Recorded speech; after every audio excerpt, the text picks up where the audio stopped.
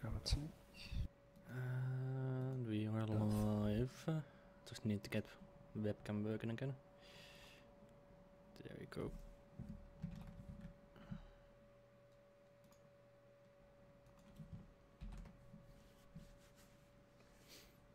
So for those who don't know, this is gonna be a one-on-one lesson with Retro live. We are gonna start with angling and side scraping.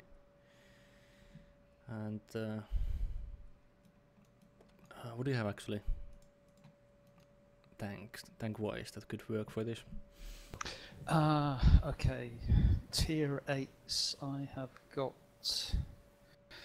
heavies would be IS3, Tiger 2, T32, WZ111. Tier 9s.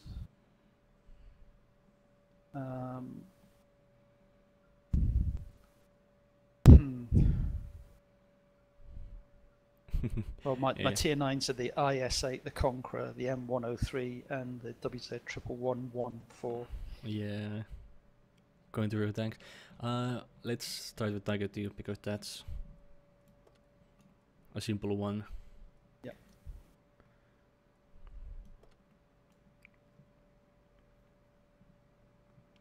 I'm just gonna take Tiger 2 as well. Let me just check I didn't have an automatic fire extinguisher then. Oh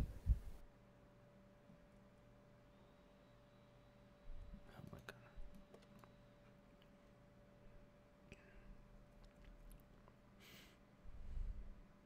Haven't played Tiger 2 in ages, and it was my first tier 8 tank.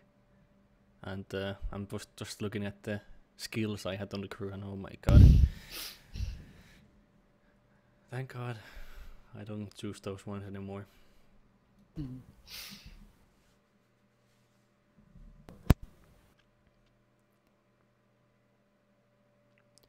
But anyway,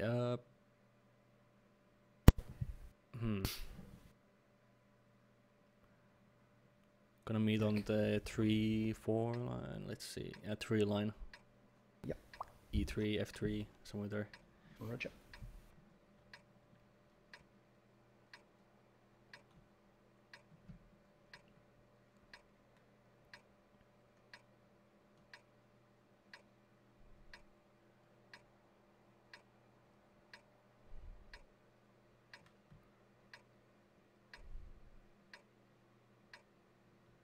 So, well, I trusted you know the theory behind angling and all that stuff. I've done the lessons, the group lessons a few times. I know about the auto bounce angle being less than 10 degrees, the overmatching with the 3 times caliber. So yeah, so I'm gonna skip all of that and actually kind of talk about how I use angling most of the time in game actually. Mm-hmm.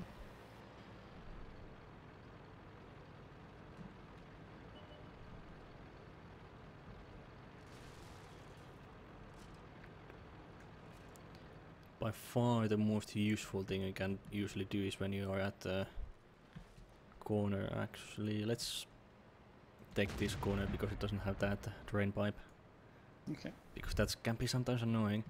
So, I mean, what I always use angling for, I'm gonna just talk about angling first and not side scraping, because side scraping is more defensive and angling can be used a little bit more aggressively. So if you would be behind the corner like that, I mean, always the first thing I do, doesn't matter what tank I really have. Well, if I have 1390 or something like that, then I'm not gonna use this, but any heavy or medium that has some kind of armor, always the first thing I do is show my front plate in an angle like this, which means that, I mean, most likely it's gonna bounce unless you have some ridiculous pen or I have very little armor. But I mean, Tiger 2, for example, don't even need that big of an angle, but just showing it so that you don't show the front axle, but just so you show it in such an angle that it's impossible to penetrate, basically. Sure. I mean, the only bad thing about this is after they introduced the fact that the shells don't disappear after they bounce, so they can actually travel after this. If you try to shoot my lower blade, you can actually do this. Sometimes what it does is bounce off and hit the track after that. Okay, so I'll fire at the lower plate, yeah. Yeah. And it does that. Hits tracks and tracks me. So that's a bad thing nowadays.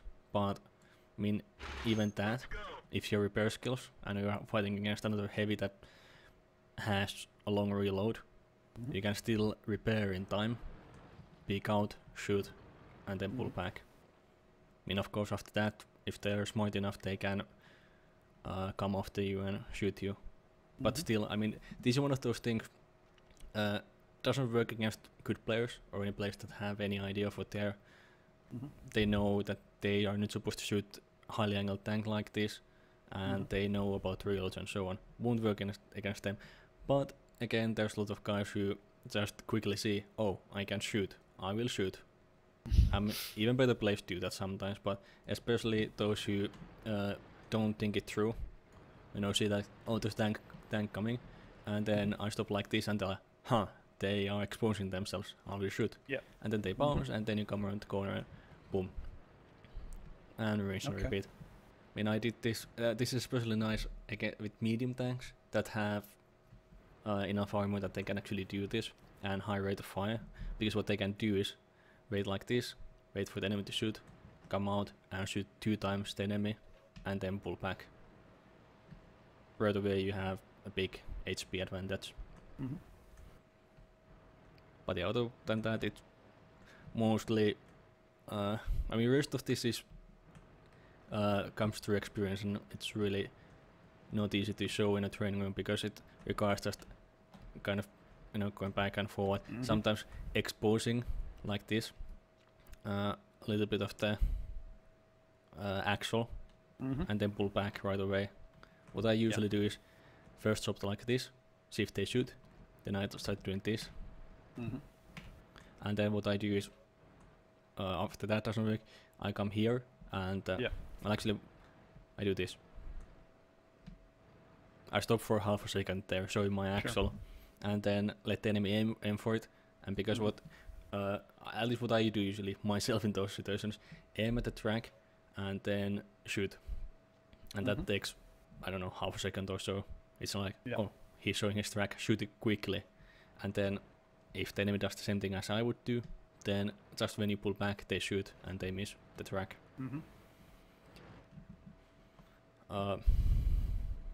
Well, the only thing to training for this is just, well, try to replicate the same thing. Show as much of your, I mean, first thing I want you to do is show as much of your front plate in a high angle while not showing the nearest axle to me. You're showing the axle a little bit. Okay. So is that the outer axle? Sorry? Is that the the one closest to you you're talking about? Yes, that one. Right, I'm just trying to go third person to see what I'm doing here. Okay. Yeah, either angle a little bit more or pull back a little bit more. There you go. That's good. That's a good angle, because I mean that's the kind of angle where you think I might penetrate that, but you won't, unless you have really high pen gun. But then again, you shouldn't be doing this most likely. And then, well, actually, doing this against Tiger 2 is not the best thing because Tiger 2 has pretty good accuracy, even while moving the turret. So, gonna be a little bit hard, but just try to bait me to take a shot.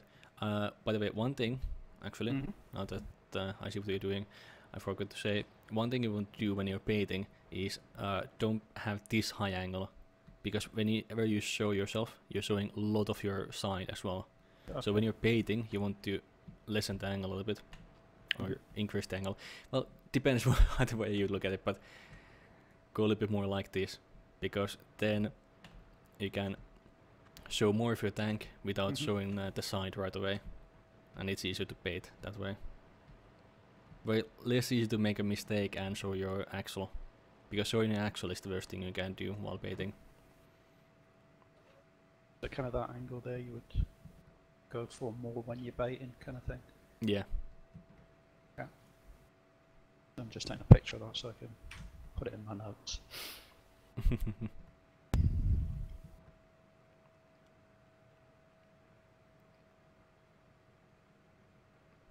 Yeah, that's good. At first you showed your actual limit, but now you're not anymore. Was it really just as little as that? You kind of... Yeah, you're just trying to get the enemy to make that one mistake. Sometimes you mess it up and show the track and they shoot it, but I mean, happens.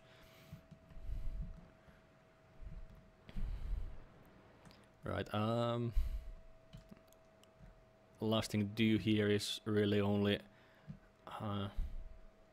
just trying to see where it would be the best house to do this actually. Because I don't like those train pipes because they mess up the aiming sometimes. And okay, let's use this house and you go to that corner that I'm aiming at now, behind that one, and I'll stay on this one. And what we're gonna do is just we're not gonna side script, just angling and trying to bait the other one to take a shot that they shouldn't, and so on. It's more you angling and baiting for me to take the shot, but I'm gonna do that as well when you come for me. Okay.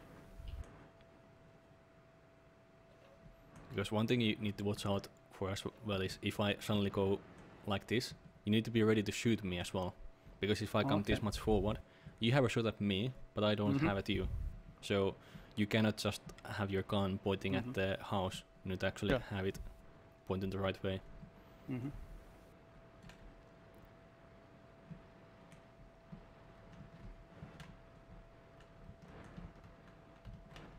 But yeah, as you can see, I'm trying to angle my tank here as well, so you don't get a good shot at me.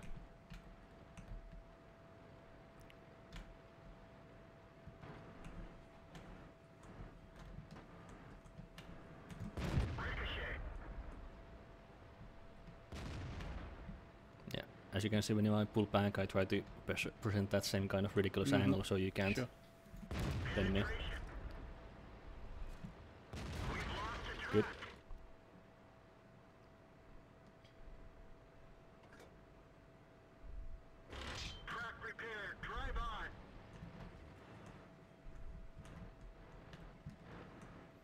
I'm gonna stop here for a little while because one thing again. When I come a little bit more forward like this, what happens is actually I'm more, the angle is less now, so I can actually penetrate you more easily, even from this kind of angle.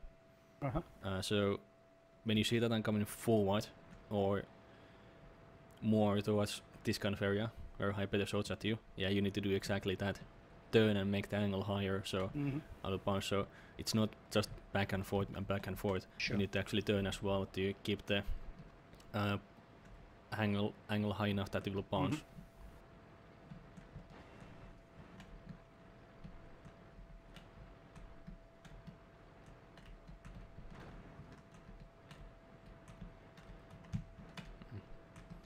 As you can see, I'm trying to work the angle as well all the time.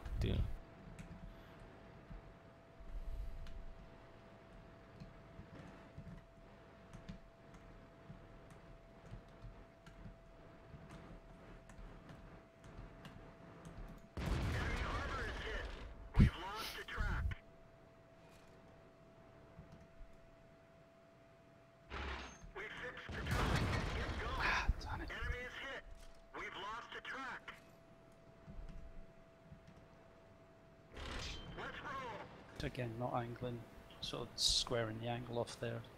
Yeah. So that you can still get the hit. The thing is, well, you had the advantage there because I was tracked and you weren't, so you can position yourself however you like, knowing that I can't move unless I use my repair kit, of course, but still.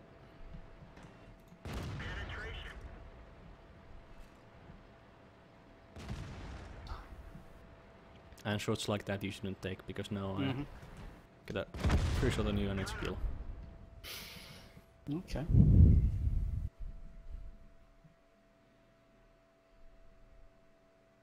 Yeah, I know it's one of the things I kind of tend to snatch shots too often and pay for it like that. Yeah, I mean at that point it was first of all you took that one shot, and after that I was one shot ahead of you, and then you had the chance of either holding a shot or trying to get a ridiculous shot that's not gonna hit. And you tried to shoot and you missed, which means that I will get another shot, which means in 320 damage average one shot, so 640 damage on average lost.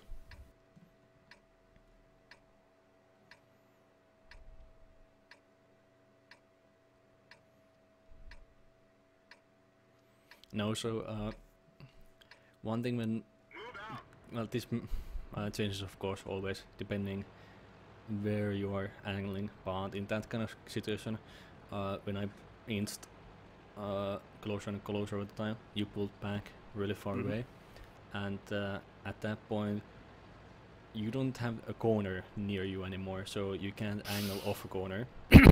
Meanwhile, I have two corners near me, which means I have more room to move actually.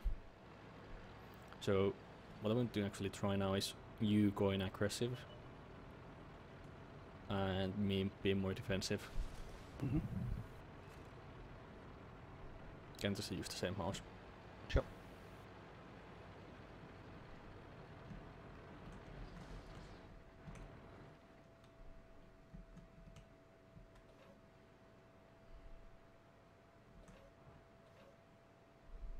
So yeah, start whenever you like.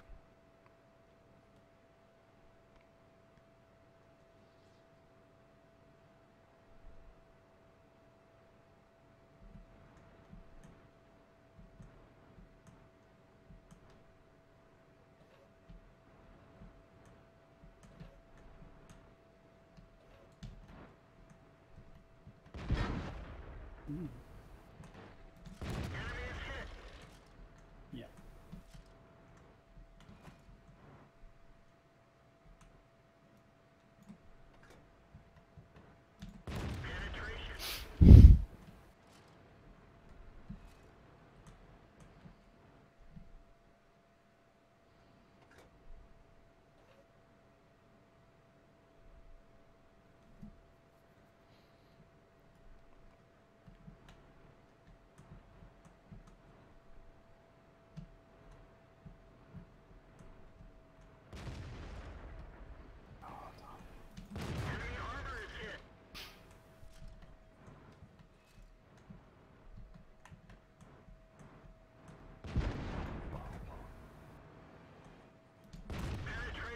I've gone too far again, yeah?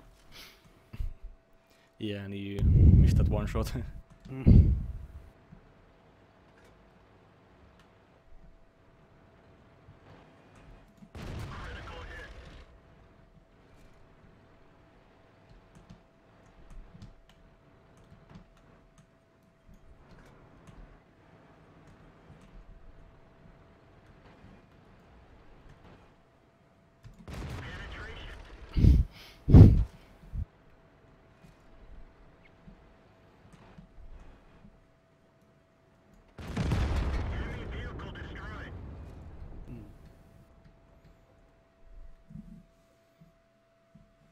But yeah, you see how little I actually moved there? Yeah. It's just a lot of good random players. What they actually are good at is capitalizing on mistakes. I mean, I didn't do anything special there really. I just stayed at one corner, didn't move much. A little bit moved, changed the angle sometimes and moved a little bit back and forth. Waited for you to shoot and then hit your axle if possible. And that's it. Yeah. I never actually made an aggressive move really.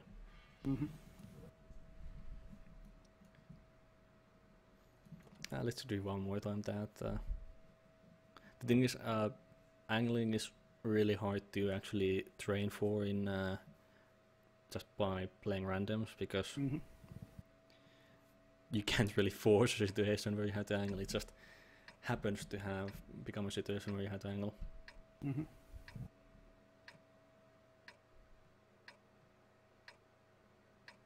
There is another situation where you use angling most of the time, and it's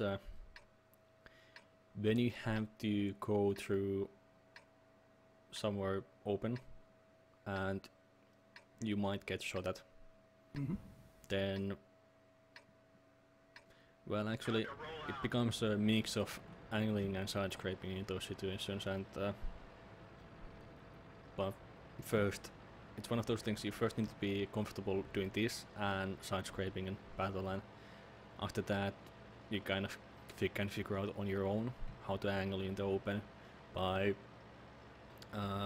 using buildings that are actually further away as cover.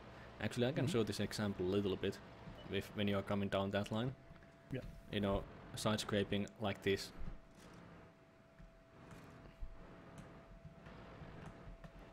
If you are aiming at me, you can see what I mean. Mm-hmm.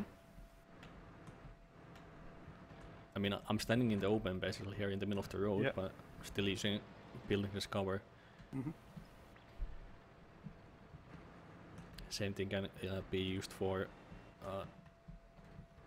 angling as well.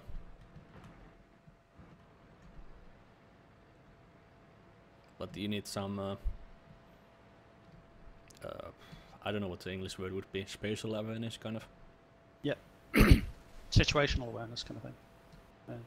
Yes, I suppose spatial is... well, it's probably almost map awareness. You've got to know where they are, where you are. Yeah, I mean, map knowledge helps a lot on that as well.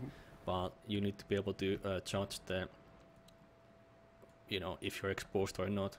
And that only comes through experience, really. And I mean, zooming out and up always helps for this, at least for me. And I mean, what I usually do in these situations as well, when we're doing, actually this might be easier to see on the stream, but what I do is I lock my gun, looking at this kind of angle, right on the corner, and then I zoom in, zoom up, and zoom out and up. That's what I was supposed to say. So I can see if my front axle is exposed or not, and at what kind of angle my front plate is.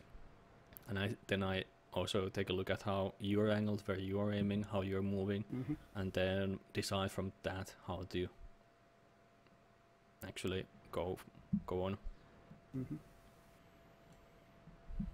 But yeah, I mean, this time we can just do, well, whatever we like here, but no side scraping for now, just angling. Sure. And you can try to be aggressive or defensive, whatever you fancy. You can actually, if you want, try to go from the other side as well.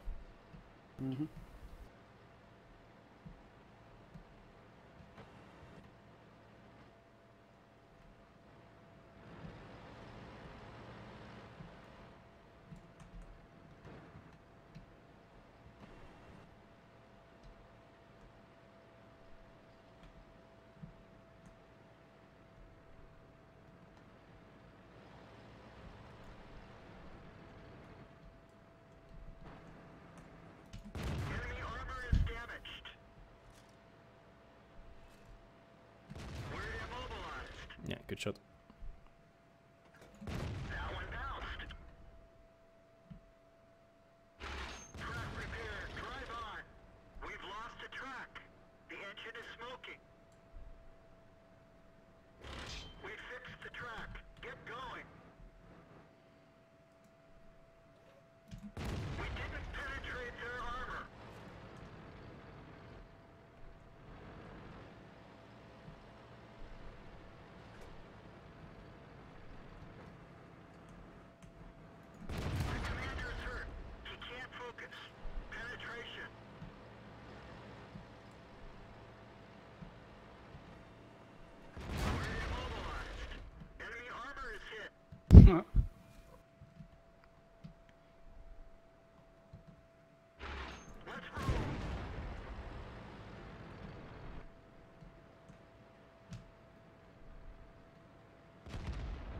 done for. Yep, good one. Everyone get out. As you can see, it's kind of a cascading effect. You make one mistake and then you're at a disadvantage and you have to try to compensate for that, and then it just doesn't happen. Yeah. I suppose as well, if you get that HP advantage, you've got the luxury of being able to afford a mistake. Yeah, and you can force a fight, basically. Mm-hmm.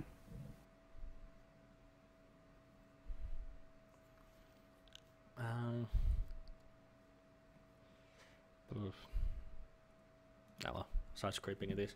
I'm trying to figure out more exercises for this, but there's not much more than that actually for it. Mm-hmm.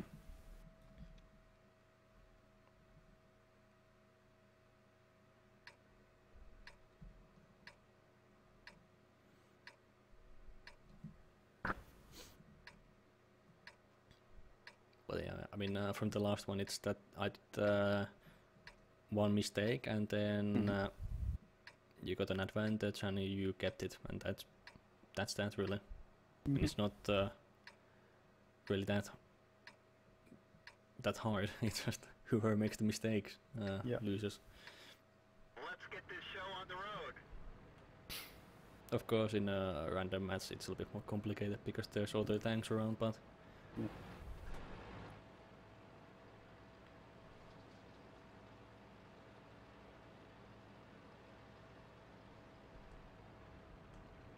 But that's usually how you get the advantage on one flank or one line, and also get some good early damage.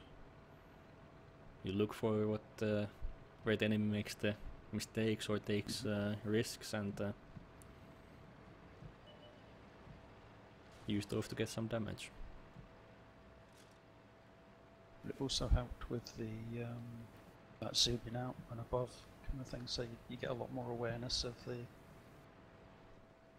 relationship. Yeah. I usually do the side scraping exercise on the banana, but I want to try something different now as well. I mean,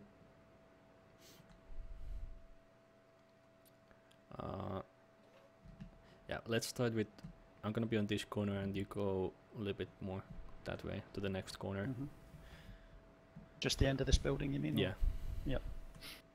And I like to actually divide side scraping into two categories: defensive side scraping and offensive side scraping. Defensive being in the situation where it usually happens in the banana in Himmelstoff because that's the best place for it, and where you can actually make a difference with that. Usually being really defensive is not gonna help you because especially in defensive side scraping, because it's not gonna change the game in any way. It's just gonna have a stalemate, and then you are relying on the rest of the team actually being able to win their flank, and well, in World of Tanks that's not usually a good strategy, relying on your teammates. And but in Himmelstoff, actually, let's say there's 2 TDs and 2 heavy tanks on the banana on the enemy side, then you're the only tank there to keep there. Then being able to just side scrape and them being stupid enough not to push you. I mean, you're there side scraping, not losing any HP. That's gonna be a really good thing. You're not gonna get any XP out of it, at least for now. And but I mean, you're holding 4 tanks, and then that's gonna start to make a difference already. Yeah. But just holding 1 tank there, not good. But yeah, I mean, defensive side scraping is just some tanks are better for it than others, but it's just being really close to the building in a really high angle, showing your side all the time, and letting them shoot it over and over again, and not peeking out, because usually you're doing the side scraping against multiple tanks, and then you don't want to peek out and show your turret or your front plate and get shot and die. But we're not gonna do that much because it's really not that hard to do. It's just Uh, but yeah, offensive side scraping, that's gonna be a little bit trickier always because you need to shoot actually back. And this gonna depend also on what kind of enemies you face. If you're facing something that cannot penetrate your front turret, for example, and cannot penetrate your side even if it's in a really high angle. So, well, playing with Tiger 2, for example, or Löwe, or a lot of the German heavy tanks have good side armor. You can angle it quite highly, even like this that I'm doing now. And if you're playing against a tier 7 that has low penetration, or a tier 6, and you can just be in this kind of angle and keep shooting them. That's it. That's the easiest way to be aggressively side scraping. They cannot penetrate you, you can penetrate them, and you have a positional advantage as well because, well, you usually have, depends on the map often, and this is the kind of side scraping that you can actually do in many cases. So,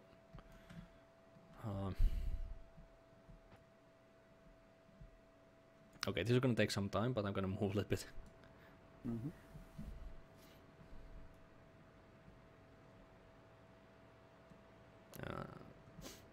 Change my mind. I'm gonna move this way because the fountain is actually a good example for this as well.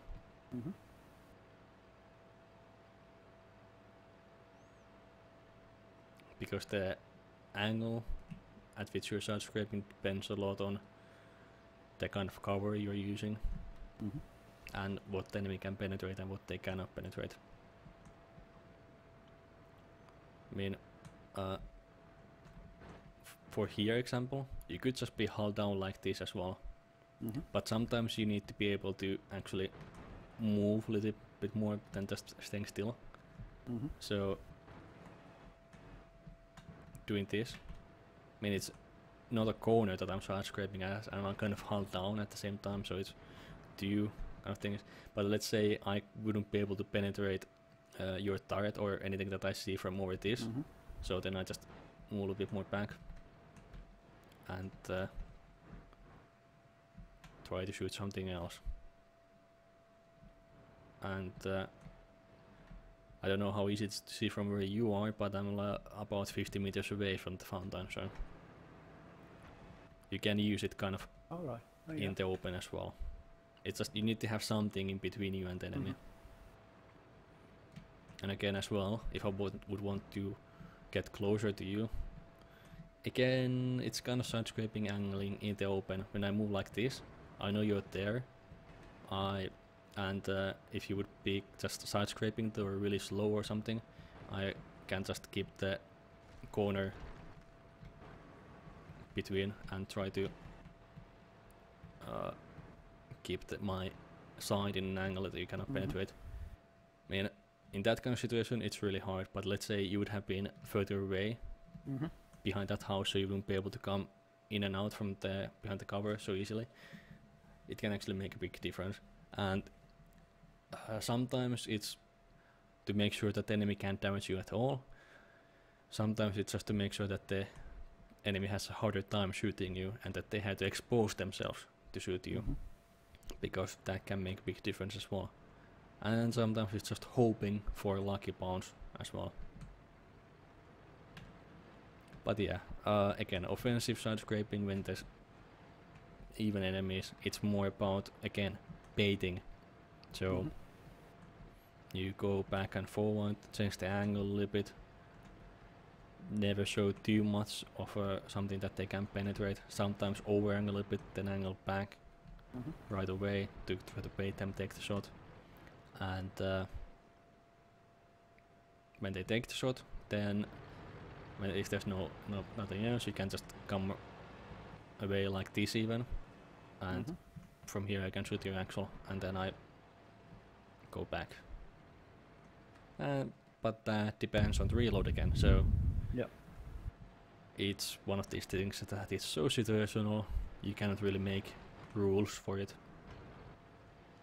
It's just telling you what things to look out for and what to keep in mind. But yeah, So let's both just side scrape and try to kill each other. We can change the corners whenever we like and so on. We can move around. We don't need to stay at these corners, but okay. So start when you're ready.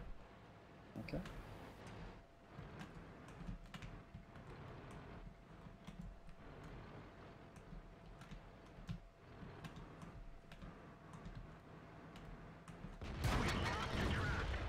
We didn't even scratch them. Track fixed. Let's roll.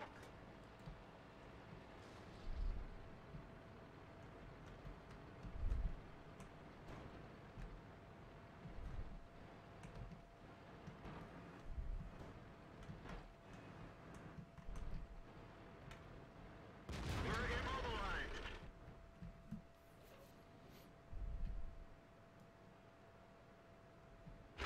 Let's go.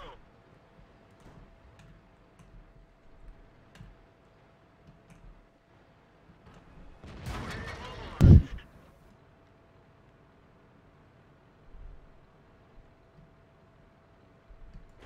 Drive on. We didn't even scratch them.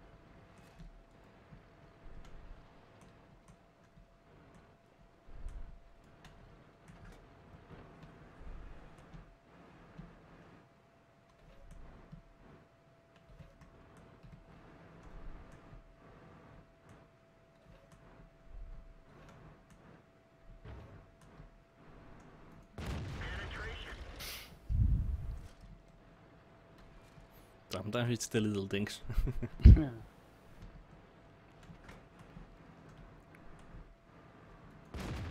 didn't penetrate their armor. We've lost a track. Get going. Enemy is hit. We're immobilized.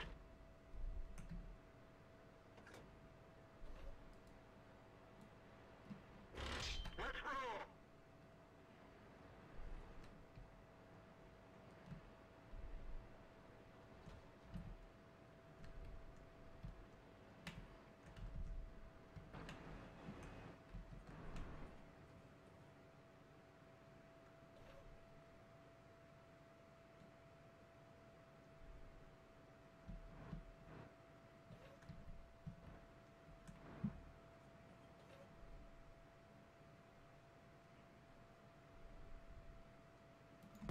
We didn't even scratch them.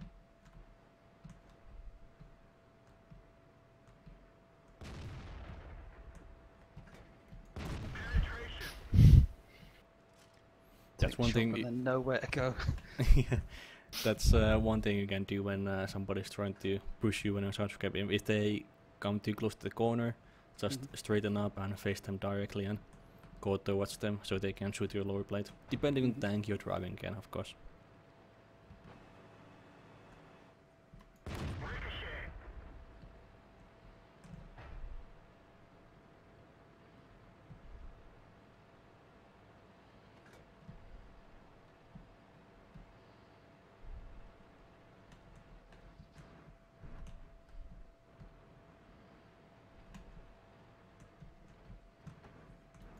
That one bounced.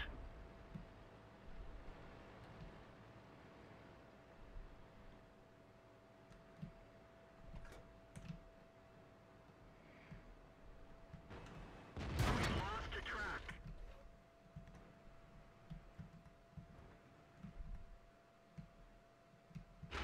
Let's go. We've lost a track.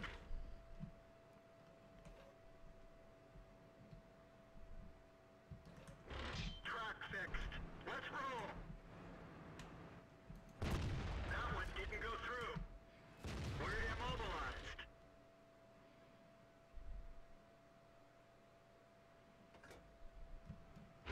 Get going. Enemy armor is damaged.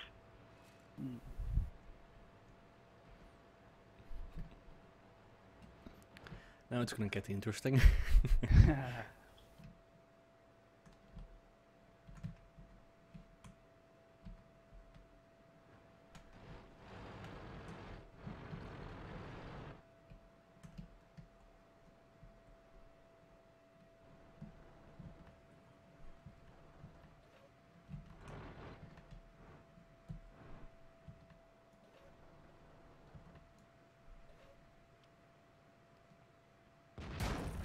Oh, nice.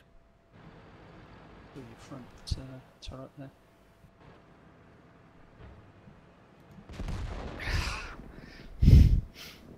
Yeah, it's just RNG at that point.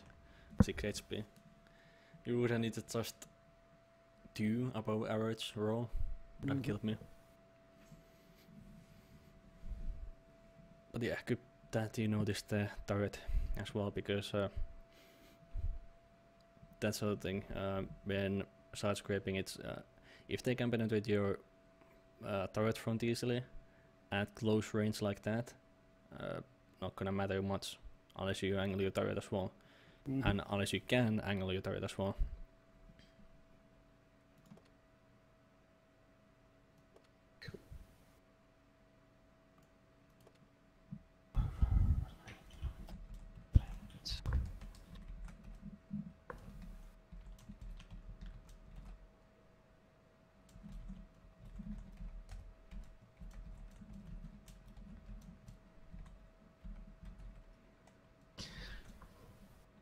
When you were showing that, I was actually surprised at just how far you would show angling the tank.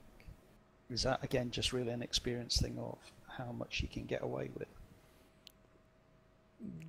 Well, yeah, and it's just sometimes calculated risks as well.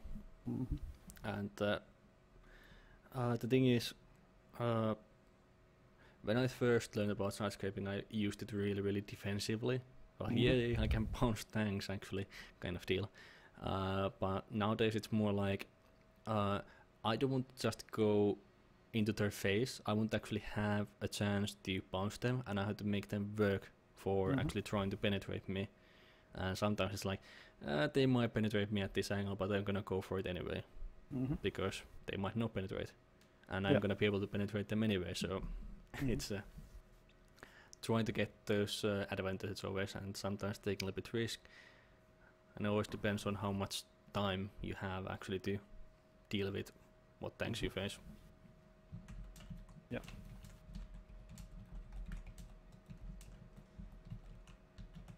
This seems to be one of the differences I see, is knowing what you're dealing with. Actually being aware of the other, I think it's something that said in the lesson, your own tank and the other guy's tank.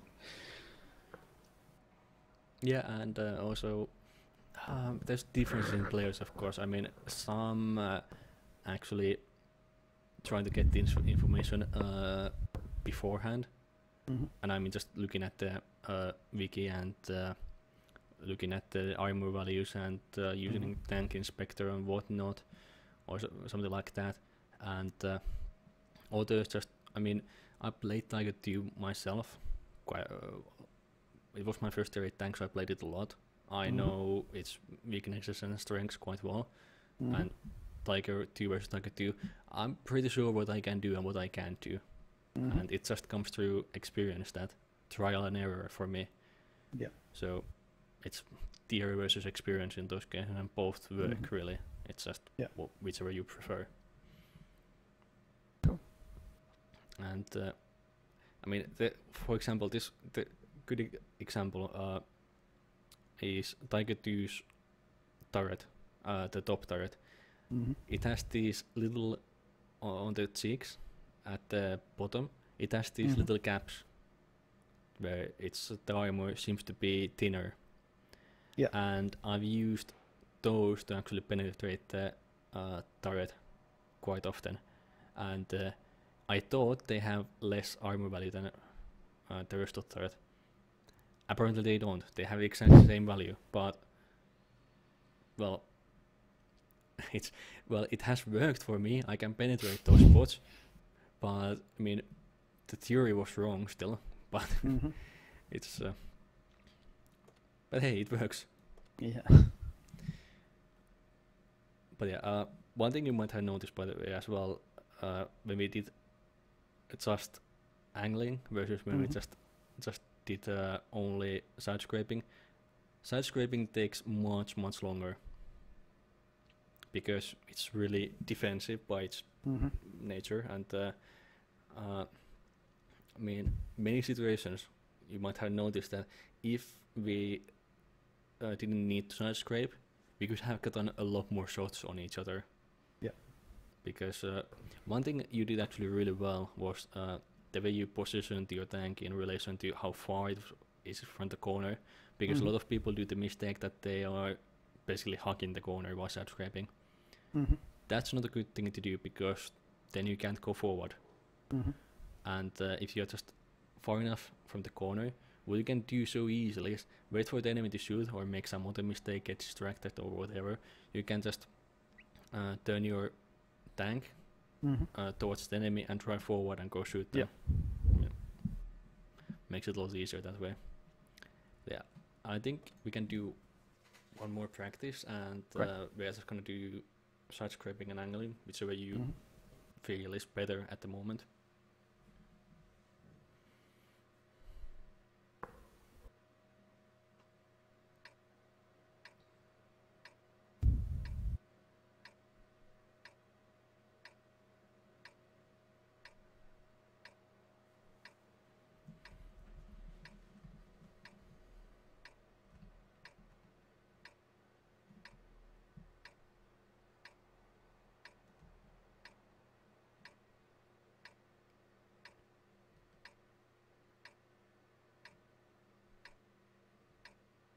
Time to roll out.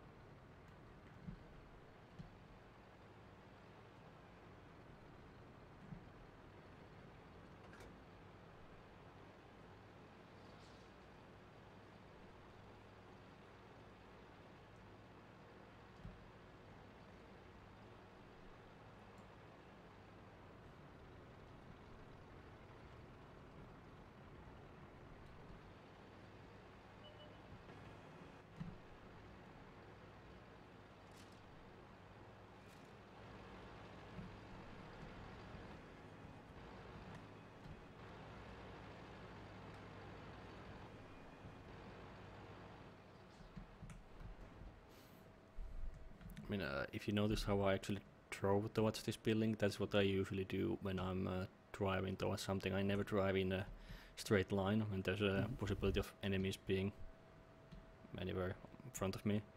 Just it's not really zigzagging, it's just making sure that your armor is not straight towards an enemy at any point. And it makes it easier a little bit to approach. I mean, it's just not that probably wouldn't be able to bounce anything there, but it makes you what's the word? Less likable target. Because if you see less viable. Yeah, if there's two tanks driving towards a corner and the other one is driving at an angle like I was, and the other one is driving straight forward, well, guess which one people are gonna shoot. Yeah. Well, at least I'm gonna shoot the one who's driving straight on, because easier to pen and easier to aim for because he's driving straight at me. But anyway, start on 1, 3, 2, 1.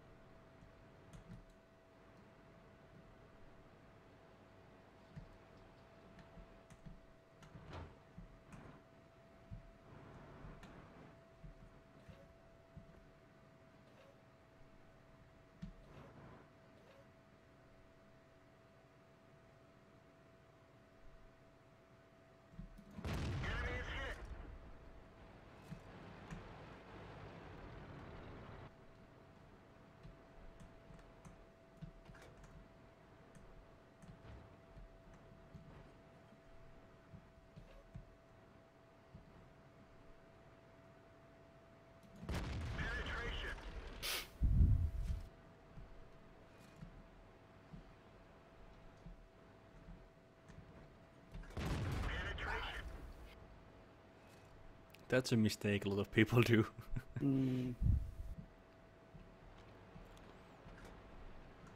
Well, the thing is, at some point when you do this long enough, you can kind of start to see when somebody's about to do a mistake or what mistake they might do in their situation, and just kind of prepare for those.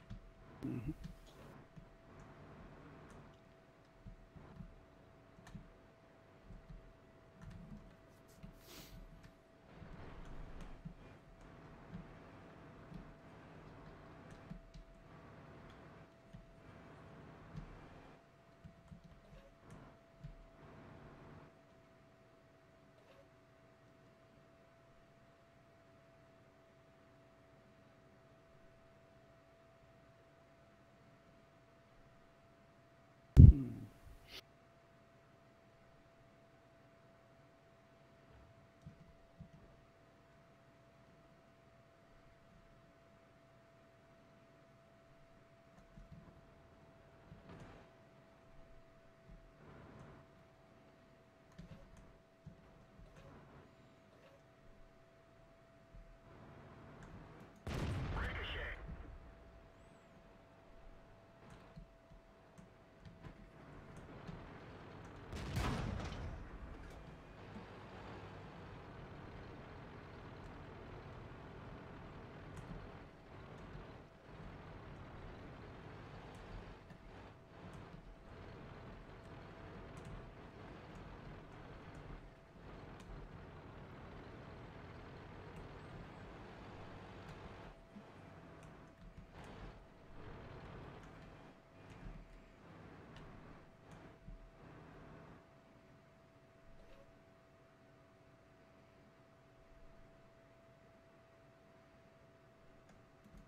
Enemy armor is hit.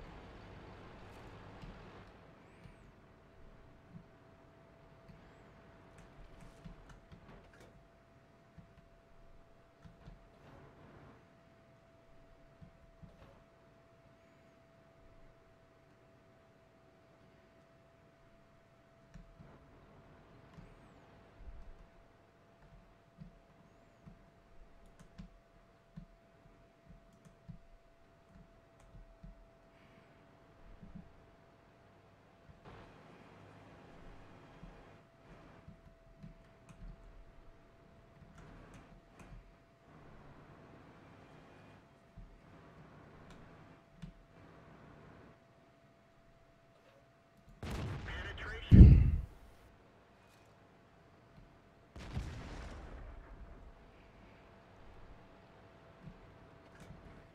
Enemy vehicle destroyed.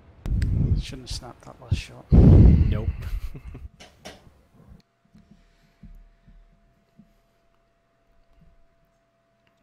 But yeah, at the start was good. I mean, you took advantage of the mistakes that I did. But right away when I slowed down a little bit, my pace you started getting a little bit more riskier. And thing is, you can take risks, but you had to make sure that there's a payoff as well. Yeah. Because you had the HP advantage there. You could have easily just made one-on-one exchanges at that point. And you would have ended up winning that because you had the HP advantage. You were 2 shots ahead of me, basically. So that's the point when I should have switched from being less defensive and just take my chances. Yeah. Okay. Or you could have also just waited to see if I start being a little bit more aggressive at one point as well. It's player styles as there as well. I mean, at that, neither being defensive or starting to make more trades, neither is wrong thing to do. By their own, it's more in randoms. The tactical situation dictates what is better to do. Whether you need to actually save the HP there, or if you need to take care of that enemy tank. Yep. So being able to do both is a good thing, of course. Cool.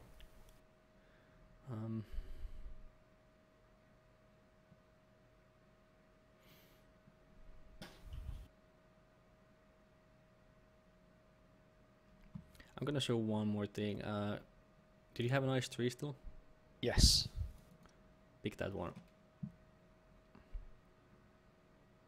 And no, I'm not gonna show you reverse side scraping because I cannot do that myself because I always mess up the controls. When you want to move towards the building and end up driving away from it, yeah, I've done that. Yeah, exactly. Honestly, if I side scrape in a nice tree, I'm just gonna do the normal one. Well, there's a couple of times I actually reverse side scraped in a nice tree, but those were more like I'm at a corner somewhere, and then there's a tank behind me. Let's back up behind the corner, and it's like, well, I guess I'm reverse side scraping now because don't have a choice, but. But yeah, same place as before. Sure thing.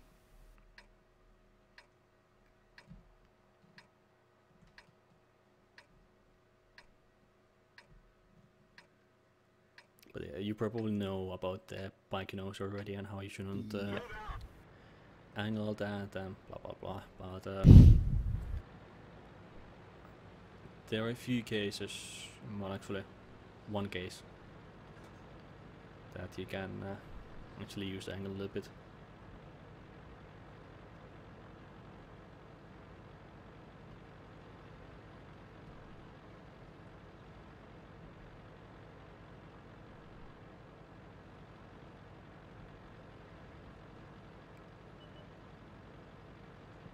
And actually there is technically two, but it's more like the other one is not angling, it's just taking advantage of the angled front. So the taking advantage of an angled front is just going staying like this, showing on the one half of that. But the other one is you're actually angled a little bit, and you're doing this is even better if you have some rubble to hide your lower plate. So actually there's a good place to show this as well, so if you follow me. Yep.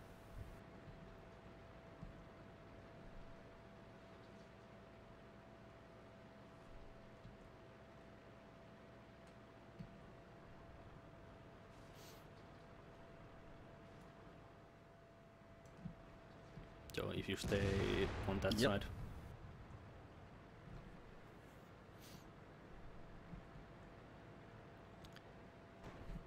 It's kind of a mix of hull down and angling here, because if you do this, it's actually really hard to get the angle right, especially at this sort of distance, because if you move a half a meter it's gonna change a lot. Yep. But if there would be an enemy further away, it would be a bit easier. But the idea is to show only the other cheek of the front plate and your turret, and technically angling here, but it's even more ridiculous because of the angled front. Yep. The bad thing of course about this is you cannot go forward like this, because if you go forward like this you will show the unangled cheek, and then it's easy penetration. So it's a disadvantage of that. So at that point you should just actually use side scraping kind of an inch a bit closer like this, not showing the lower plate at all, and then you can more easily shoot. But that's technically angling and side scraping, but used for different purposes.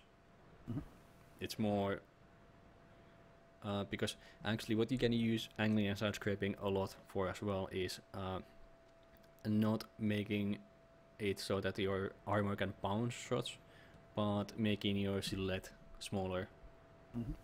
I remember really well one of the old TC games that we had when TCs were still a thing. I was side scraping with a Hellcat on Sand River against 4 KV-1Ss, the old KV-1Ss. And it worked because they were far away and they were inaccurate. They couldn't hit me because I was just standing behind a rock, going like this, and then I was just high enough to shoot from behind the rock so that I didn't have to expose all of myself. So I shot only half of my turret and some of the back. Always pull back like this, shot, then pull forward, I was hidden again. Kept doing that. It's the same idea as side scraping, but for a different purpose again. So, I mean, and that's what I meant by as well when you are driving in the open and you can angle and side scrape.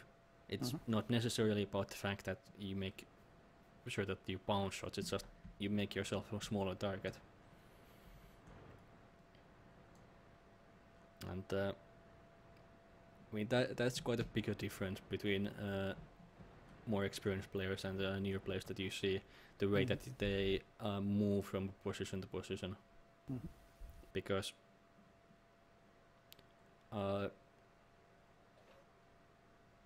let's say, actually need to see if it works from this angle as well, because I'm not sure. Usually doesn't happen in randoms this, but yeah, it does. If you come here,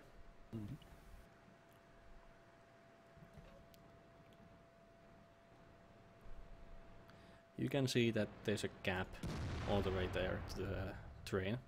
Yeah. So, you know, if you see an enemy there, and there's a and you want to go shoot him, I mean, there are players who just go from this corner and start driving straight to that building to go shoot them.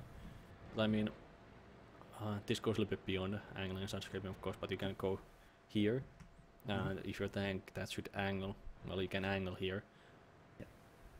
And also, this is more keyhole position as well. So this is why it's important to take all the techniques lessons. But yeah, you can shoot from the small gap, shoot an enemy, pull back a little bit, and then, or you can just keep going forward as well if you want to, and then just try like this. You are behind the cover and side scraping kind of at the same time, but when you reload it, you can quickly turn, take a shot, and do the same thing. So you can take like, well, depends on the reload and this distance, but you then take 2 or even 3 shots sometimes on the way. And then when you arrive, you can decide which side of the building you want to go. But I mean, that goes a little bit beyond just angling and side scraping, but it's kind of the same principle in some cases still. And I'm trying to think of anything else. Right, side scraping can be used with hull down as well. I'm not sure if it works with this one, but can you actually destroy them? Yes, you can. Good.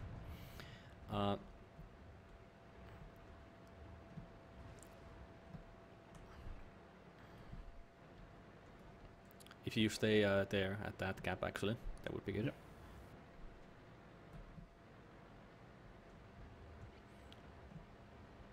And also, again, driving in the open. I mean, if you would be coming from behind there, I mean, first thing you want to do is get here and at this kind of angle, in which case lower plate would be covered, and then just keep driving towards here, and then don't go all the way, because even here you are covered enough and you have a little bit more room to maneuver, and you can move back and backwards and forwards and change the angle at which you're covered. And this would be one of those things. If it would be just one-on-one situation here and you should be pushing at me, well, you know, I have quite a big an advantage here because I have some cover here that I can use from any direction by moving just a little bit. And that's actually something that comes with light tanks quite a lot, using small obstacles like that to use as cover at a distance.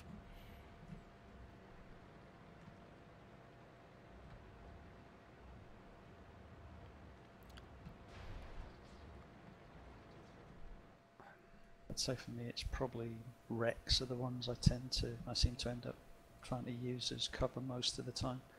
Yep, those work really well, but are a little bit hard to come by in a training room.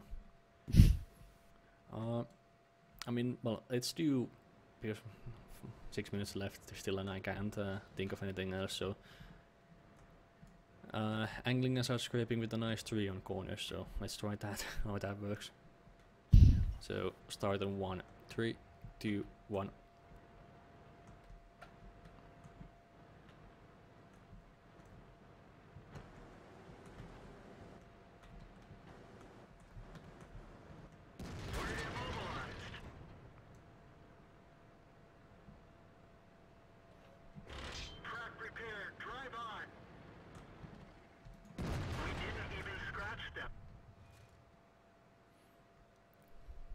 One thing that changes a lot is the repair and reload time here, because you can actually, after you repair, you still have some time before the enemy reloads.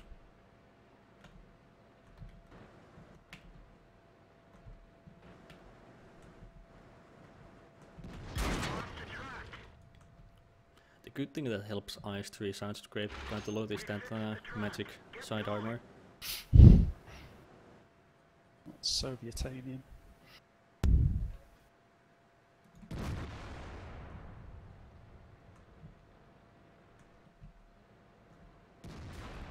Good shot.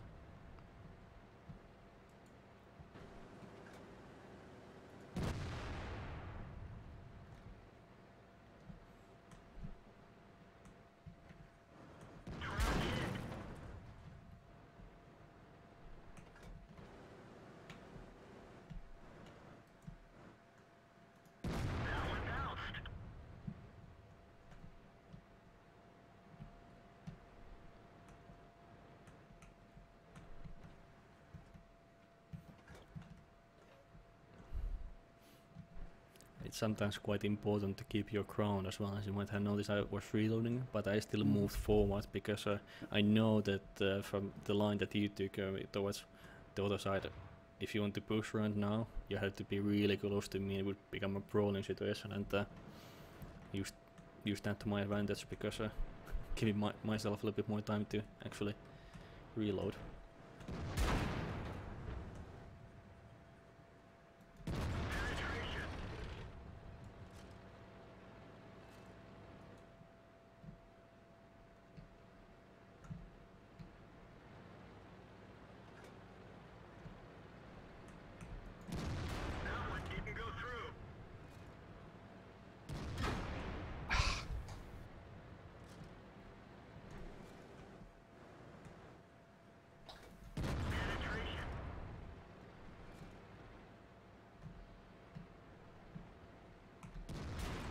Yeah, good. You didn't do the same mistakes again.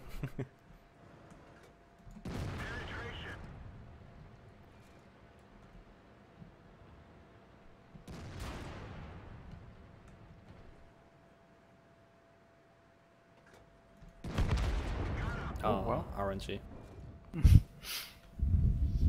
Sometimes that decides those close ones. That kind of started to creep towards a bit of brawl in there. With the IS-3, you just want to rush in and face plant them. Yeah, but I mean, it's good practice to do that as well, because sometimes it's a situation where you cannot push around the corner, because then you'd expose yourself to something else, so it's good to know those ones as well. Yeah. But I mean, with IS-3, what actually becomes quite effective is that you stay close enough to the enemy at that point. Because the advantage what I had when we moved to the Rapolis was that I had more room to maneuver on the side that I was, because I hold the corner basically, You had to be away from the corner, so you cannot come around it as fast as I can. And plus, you had to reverse much further and turn at the same time to get behind some cover. So always when you reversed, I had time to, I could come around the corner quickly, had time to aim and take my shot, because you had to expose some weak spot to get behind cover. What you could have also tried was the same thing that I did, just get close enough at that point and deny a shot at your hull. Sure. But yeah, that becomes more brawling, but doesn't matter because it's how you use all of this together. I mean, it's not like you go to a battle like, yes, I have a tank that I'm gonna angle with, I'm not gonna do anything else. Not gonna happen, you need everything. Yeah. And that's why sometimes it's important to take just one-on-one lessons with certain tank. Yeah. Because then you can learn what techniques you need to use and how with that and how they work together. Because that's why, honestly, one reason why we never did, advanced angling, advanced brawling, advanced that and that, was the reason that there is nothing like that really. It's the basics and then them put together. That's the advanced stuff. Cool. I mean, honestly, if you look at any good player playing, all the techniques that we did, they don't do any of those advanced. They just know when to use them and how to use them. That's all. But anyway, shall we do a couple of platoons with Yeah, great. Tiger 2s?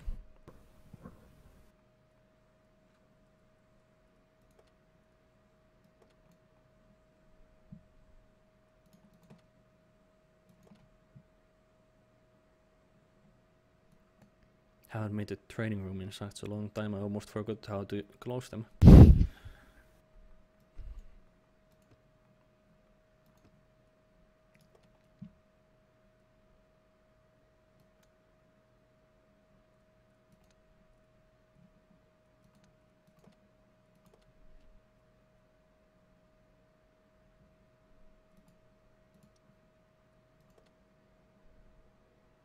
One quick change.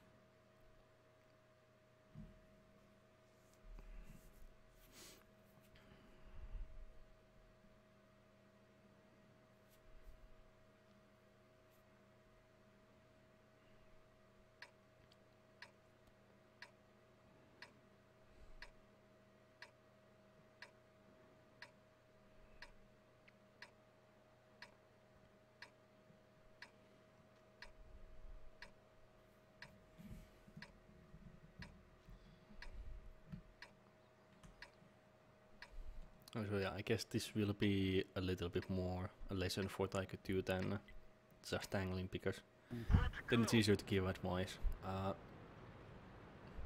mean, the advantage the Tiger 2 has is, well, it's easy to angle and side scrape with because of the good side armor, and the gun is has good penetration and is accurate. Moreover than just being just accurate, as actually I don't know about aiming time, but it's accurate on the move, especially when you have vertical stabilizer and a smooth ride. You can easily take shots on the move, and also when you make those small movements on corners and side scraping when angling, you let's not go too far because we don't have any real backup. Yeah, because it's accurate to the move when you do those movements while angling. It's retains the accuracy quite well. So you can take those quick shots much easier than in IS3, for example. Yep. Oh wow. Early exit for the 103. Yeah, I'm just gonna wait a little while because they actually have a T-54 Conqueror on the city. And we only have Waffle, and it's not the best tank for the city, and CDC, and both of them have half HP. Just gonna move a bit more to the zero line because we don't have anybody scouting the middle really, so no chance of getting good shots there, and good chance of getting shot from there, so would like to stay away from there.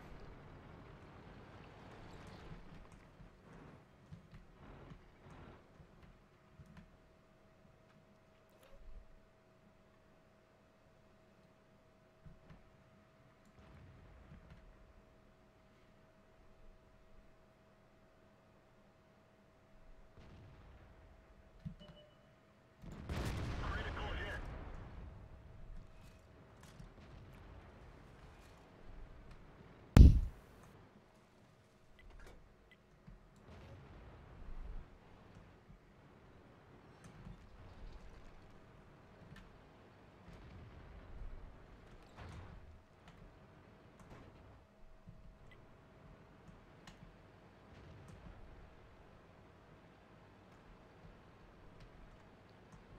Alright, something else is coming here as well.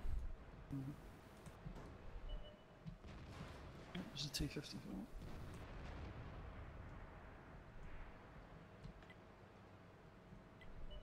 Yeah. Really important that we don't lose much HP here.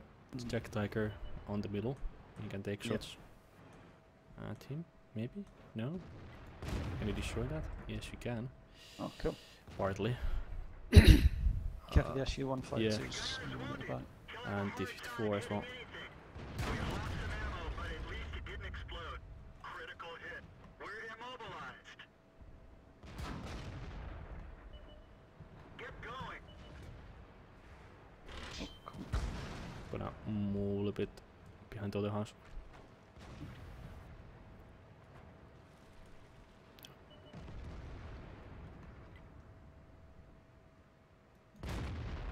Gotcha. SP1C is shooting at us. Yep. There's the 54.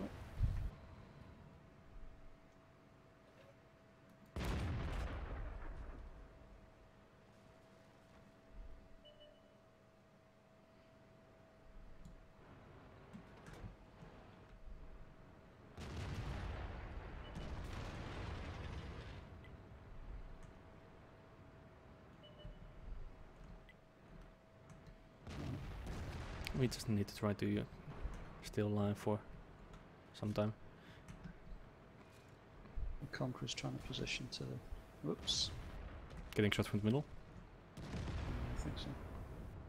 You might want to change position then. Yeah, it's the SP1C That's who shot you. We didn't penetrate their armor.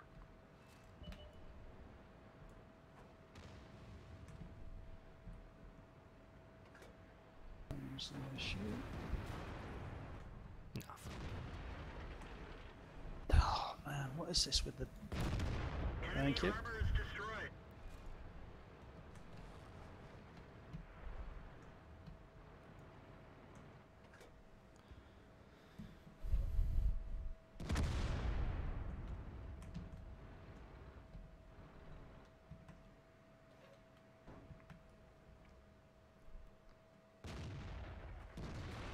Oh, that was risky. Mm. I'll just say hide. You just need to make sure that he doesn't get to our base, that's all. Mm-hmm. And we have an IS3, full HP, one coming.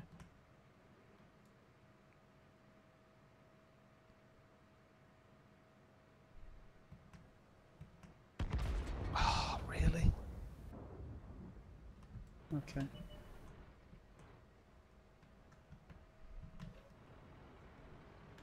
Showed too much front wheel. Well, at least I was trying to apply the training. Yeah, we got pretty lucky with how we were able to try that. Enemy armor is hit.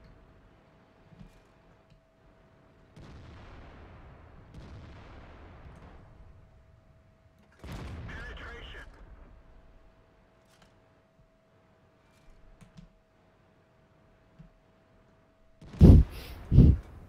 Not gonna go for that. Funny enough, I got assistance to allies. Was he tracked? I didn't notice.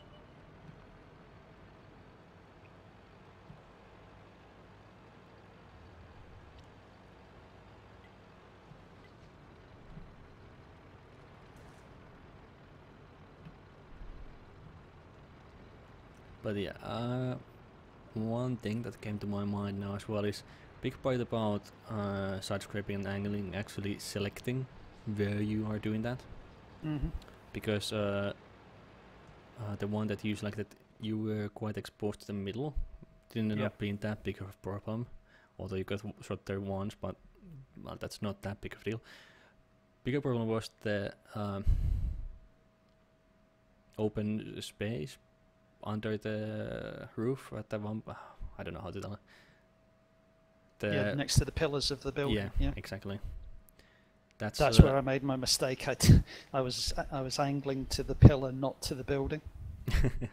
Yeah, I mean it's easy to misjudge stuff there, and it's also really hard for you to actually aim at anything and make sure that you get the aiming circle to stick somewhere, because it can also easily stick with to the pillar or the roof or anything, and okay. makes it really hard to actually, at least for me, it's really hard to look around and make sure that you are in the correct spot and make sure that you can actually shoot anything as well. And then it's like, oh fuck, I need to go around the pillar to shoot something, and meanwhile when you do that, you're being exposed way before you can actually shoot. Okay, yeah.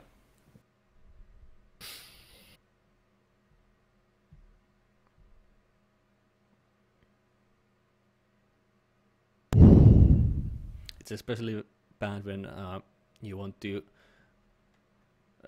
because in random battles usually when you come around the corner you come to shoot somebody who's reloading or not looking at you and not angled correctly towards you. So what you can do is just shoot in third person mode, especially with something like Tiger 2 that is quite accurate. And when you have a pillar and a roof on the way, you cannot actually do that because they block your view. So you actually have to go into sniper mode, and sometimes when you go into sniper mode and your gun will stick into the roof and then your gun is pointing towards the sky and you go into sniper mode, you have to move it a lot to actually be able to aim at something.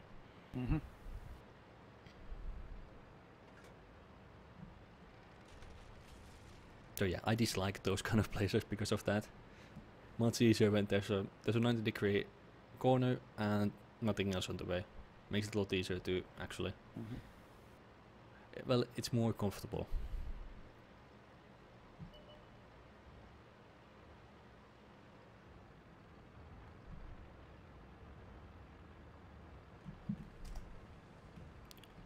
And this is going to be a little bit tricky because of that type 4 heavy. Spotted.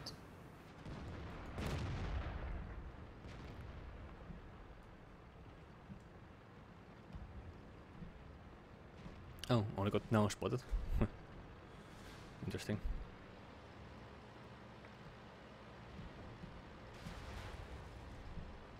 Okay.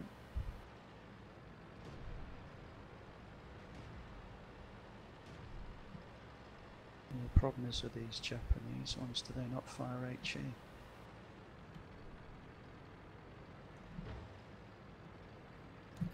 One thing you might want to always note on Fisherman's Bay, this corner that I am, or the opposing corner in the enemy team, is these are not safe places when there's RT.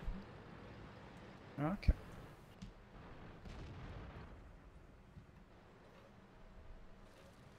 because unless IT is on the 8 line, they can aim here. So the corner that you are in is much safer when there's no IT. But this corner is nice because you can shoot the middle and anything that's in front of you, and you can relocate to your corner easily as well. And it's easier to push from this side. So when there's no RT, I much prefer this one. We didn't even scratch them.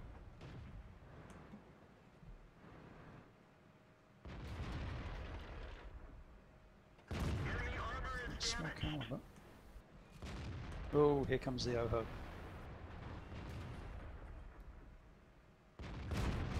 Enemy armor is destroyed.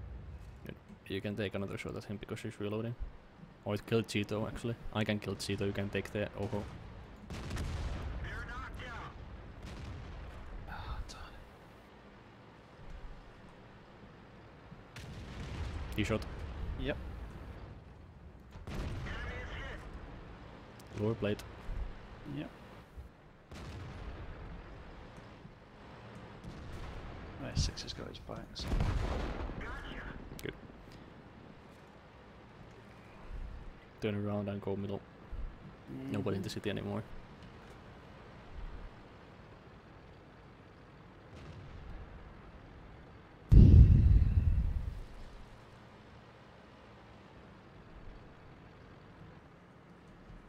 Oh, actually, type 4 here we can aim this way. Yeah, I've got the building between me and him. Yeah. I can get this STM.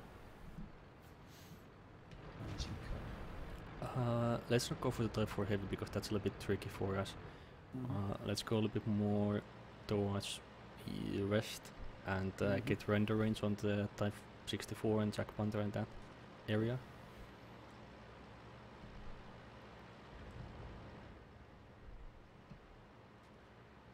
But let's stay far away so we don't get spotted, and also that we can go for the type 4 heavy once he gets spotted and is distracted by something else.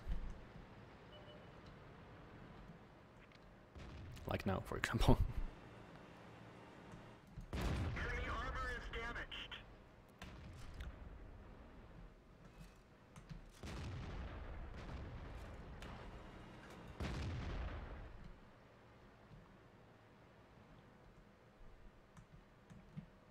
The E50 is moving this way. We didn't penetrate their armor.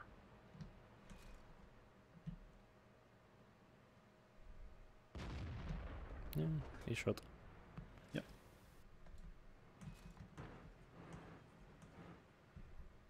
One of our tracks is damaged. Enemy is hit. Darn it.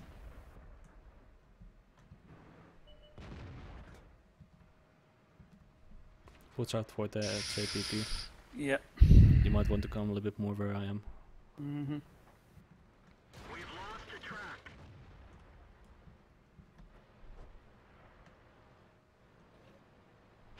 Track fixed. Let's roll.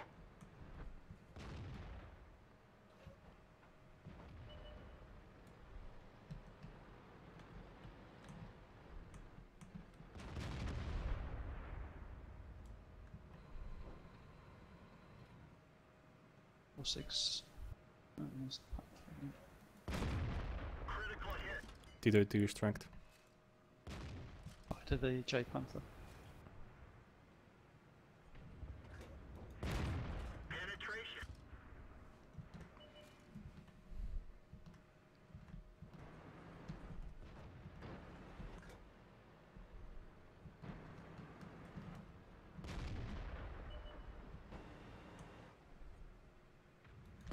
Penetration.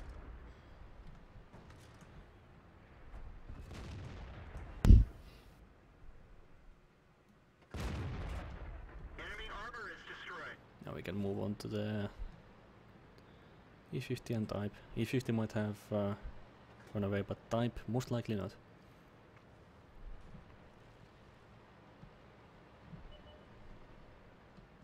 Oh boy.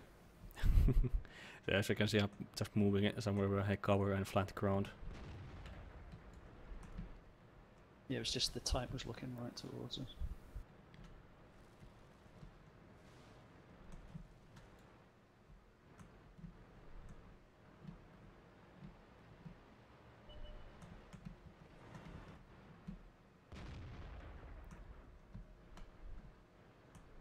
Oh, my keyboard's acting up.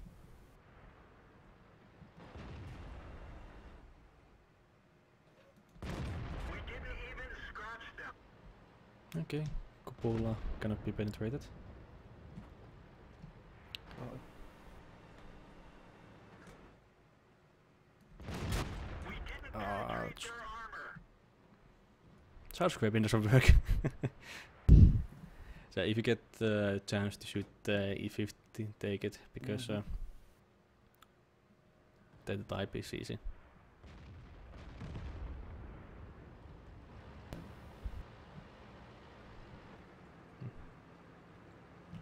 You can take one shot.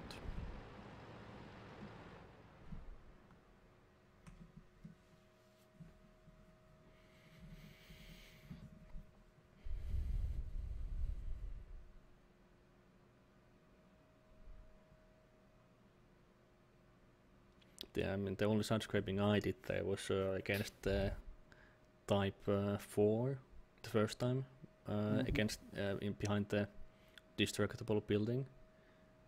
It's basically just stay behind it in an angle where the E50 and the Type cannot penetrate me, and where I had shots at T32, and it's just positioning really more than actively side scraping. I set up to side scrape, but then the OHO turned up, and it's like, yeah, don't bother. Yeah, it's more about making sure that he cannot derp you in the back. Really, nothing else really matters, to be honest, because Tiger 2 has pretty good armor overall.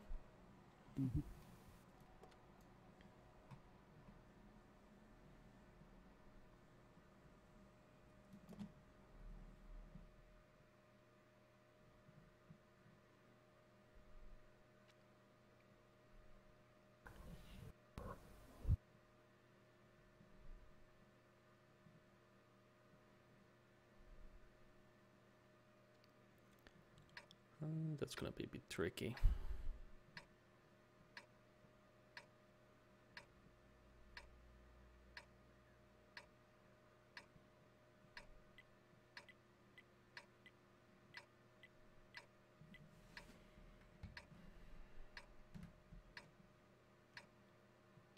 Honestly, what I'm gonna do is go middle, because it's one of those places that is often overlooked, and I'm hoping the enemy mediums don't rush there or anything. But it's one of those places where you can peek out and have shots almost anywhere depending where you are, and then go behind cover again, and you can run away from there as well, so that's a good thing for bottom tier heavy. You don't want to get stuck in the front line on either flank. And this is interesting. Heavy tanks going north and medium tanks going south. Okay. If nothing else, you get some interesting changes. Turning around. I'm not going there.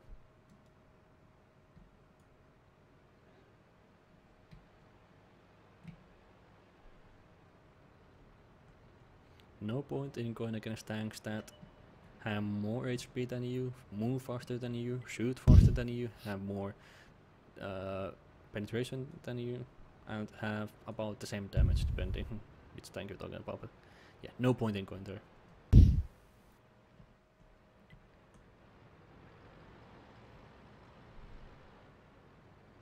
There, right now it's just kind of staying in the middle, because committing on either flank right now, it's gonna take a long time, and we don't know where the enemy tanks really are yet. IS-7 is the important one here really, because it's the only tier 10 that isn't spotted, and the Waffle, but that's in the base. There he is. Yeah.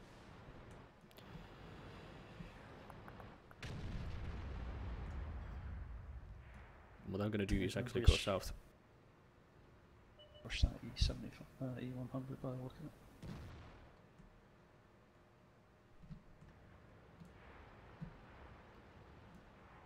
If you see where the T-51 is from my team, that's where I want to go. Yeah. And well, that first, and then start pushing forward, because the other side has they have a Waffle in the base and a Löwe that we can see, of course, one.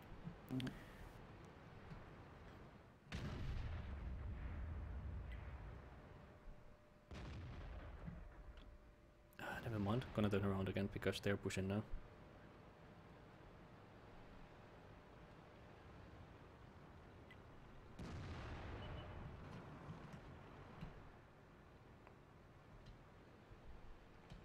Funnily enough, we can actually flank them a little bit, because south is ours, and we can go at the tip of the city and get some crossfire going on. If there's more, they can just push one direction and kill stuff, but it's randoms.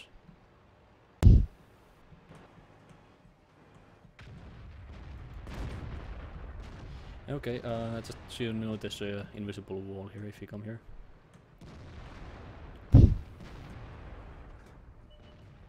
Yeah, cannot shoot through that because reasons.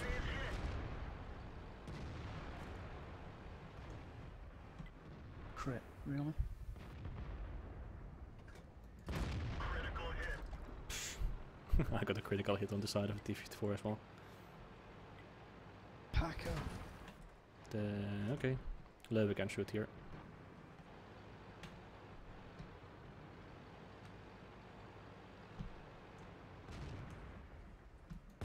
Penetration.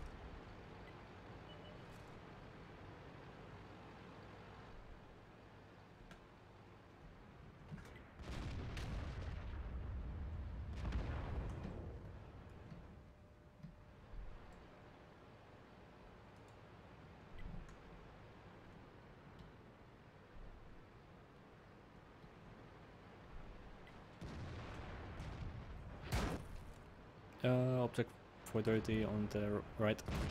Enemy armor is damaged. Excellent. Reversing is a bad idea right now.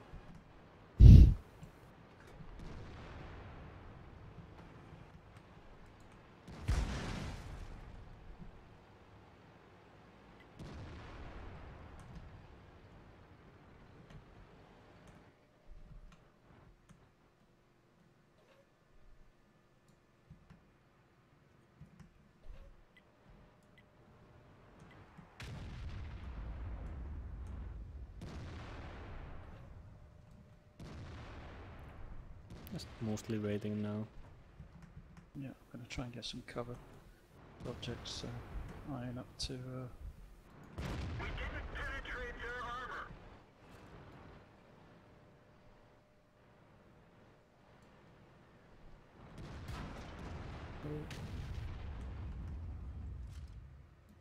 Critical hit.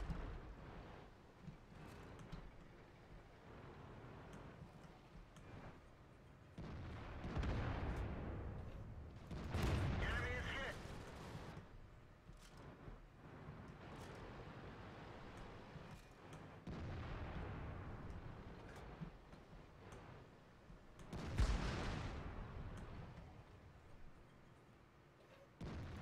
Enemy armor is hit.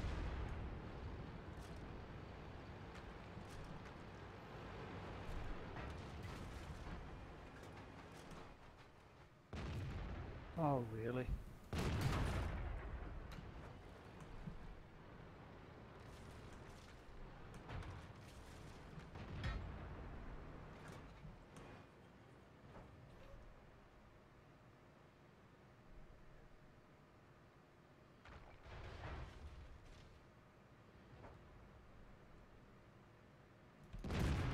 We didn't penetrate their armor. The antenna is damaged. We can only talk locally.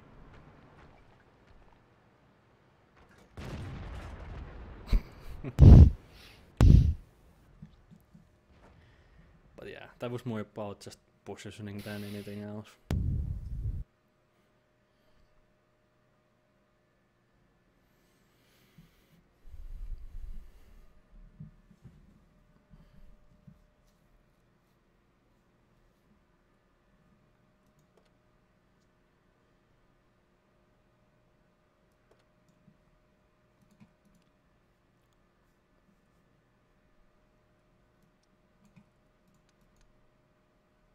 Oh, you didn't have any luck with the shots? No. 3 bounces. Well, one was a crit on the 54, so he seemed to be leading a charmed life.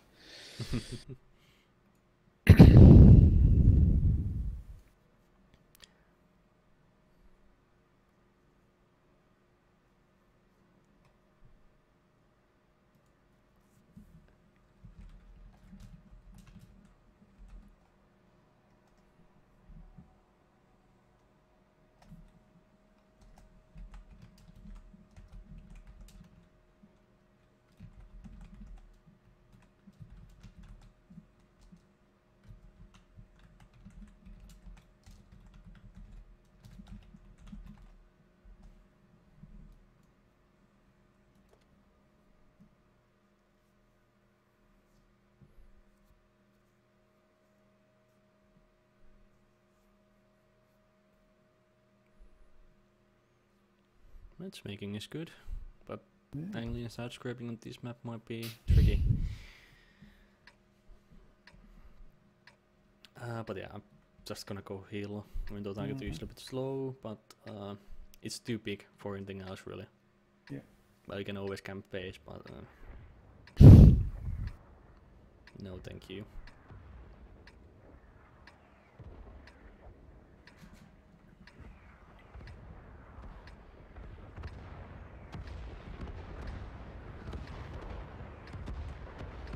Move out.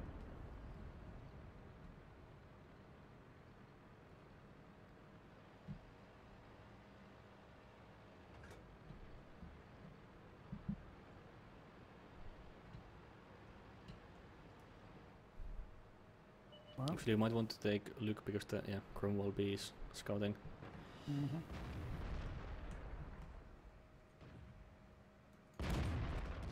Nah. It's very impolite when they don't sit still long enough to let you shoot them.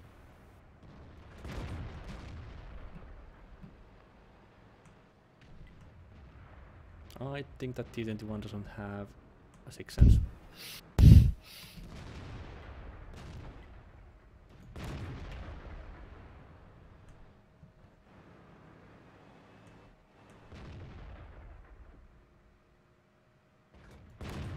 That one down. Okay, that shot I hit.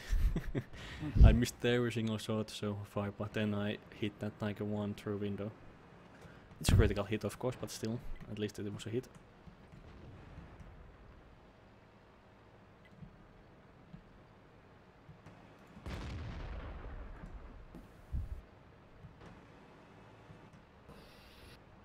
I'm gonna go further back. SP1C's a nasty little thing.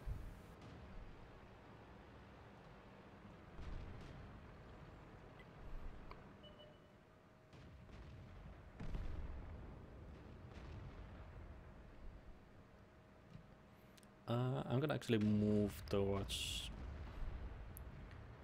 D5 for now because they have a lot of stuff on that cliff and also a lot of stuff visible on the base sometimes. Yeah.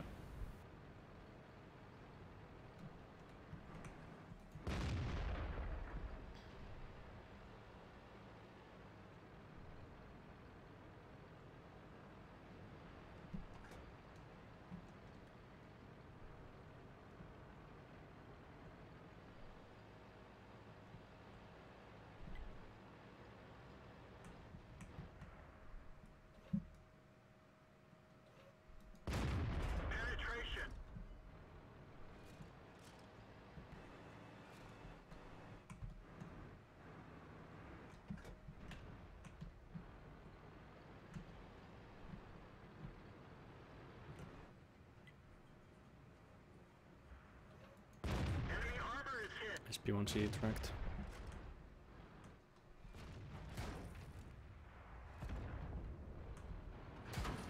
Oh right, there's already in the game. We had quite a few non-ID games, so I kind of got used to it.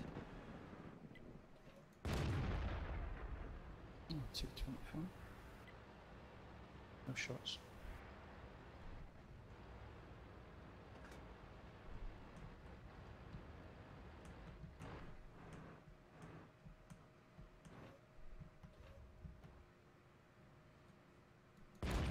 Enemy is hit.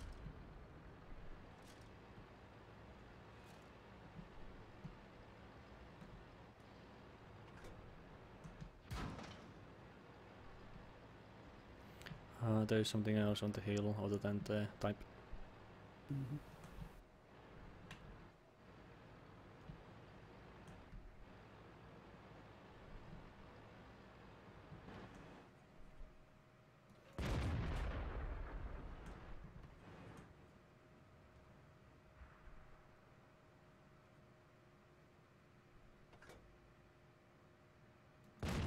Enemy armor is damaged.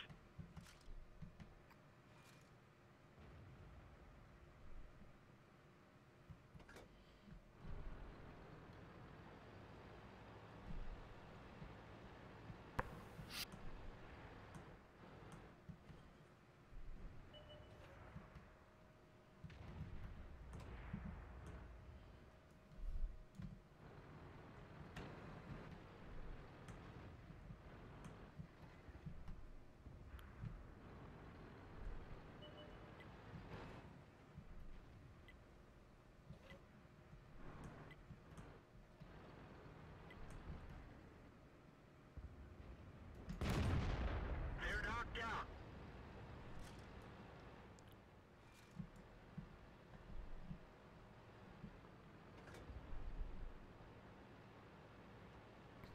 Everybody's just dying. Penetration.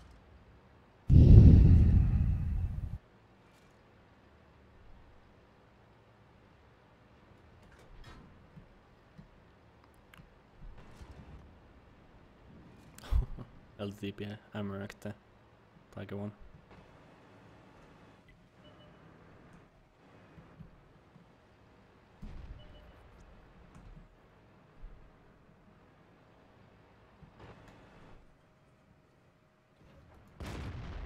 They're knocked out. 3. And an HE bounce. Oh, unusual. Well, at least you have a chance to. That KV-85 is firing HE for some reason. Not that I'm complaining too much. Lucky. Got him. Thank you. No problem.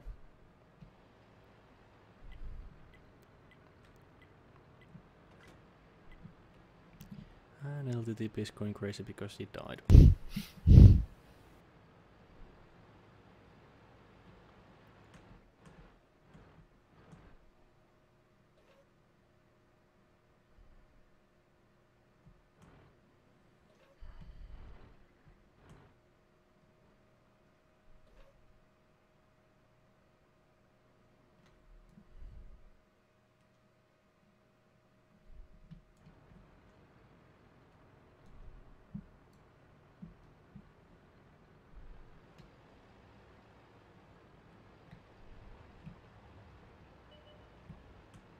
Is he writing something in chat?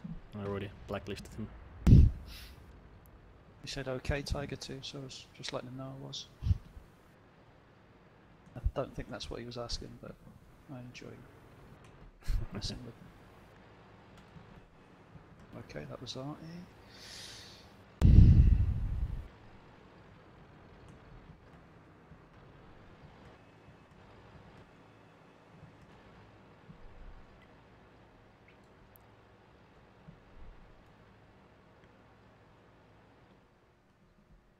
Not getting spotted by that teeth. Oh, here he is.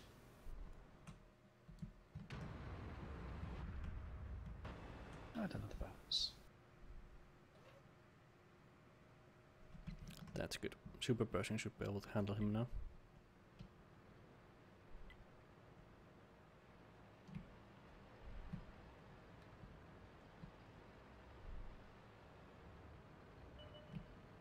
Oh. Fuck. Couldn't turn fast enough. Didn't expect that, to be honest.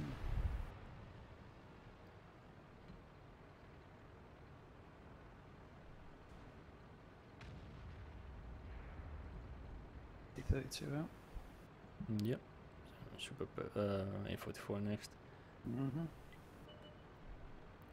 Oh, he's got the SU in the background. We didn't penetrate their armor. Bounced.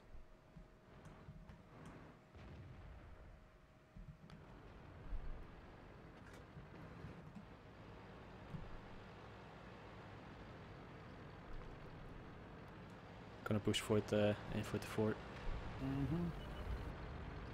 We can take him out before the super version dies. Would be good if probably not gonna happen.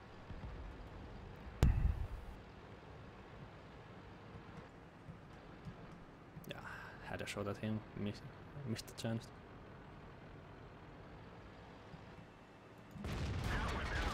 Oh fucking hell. I'm gonna die because Artie just wrecked me. Nice. Okay, survived. I just like lost 1k HP. And That's a big roll for a GW Panther. Did the SU get you as well? no, the A44 got. Okay, the SU's pushing back. I'm going to move along this one. Yeah, it's moved on. I had to. No, he's just fired. Yeah, I had to stay back. I'm really surprised that the Artie hit. Well, I'm not surprised, but they shouldn't hit. Now I was spotted for what 5 seconds. I was moving and then he just managed to get a direct hit on me because he surely was pre-aiming there.